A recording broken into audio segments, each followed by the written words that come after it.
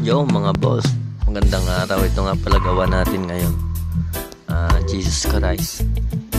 Bali, hindi na agad ako nakapag-video niyan. Wala kasi yung videographer ko eh. Kumbaga patapos na. Ayan, gamit nating shader dyan, 19RM. Bihira lang tayo gumamit ng ano dyan, ng liner. Ito, sa part na to nagwa-whites na tayo. Gamit natin dyan 5RL.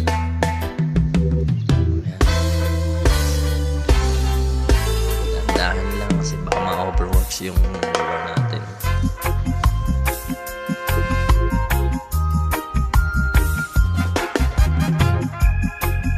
Sa mga nais magpatato dyan, DM nyo lang ako, pag-usapan natin yan. Location ko, Barangay Karitunan, Calatagan, Batangas. Ito nga pala, final outcome.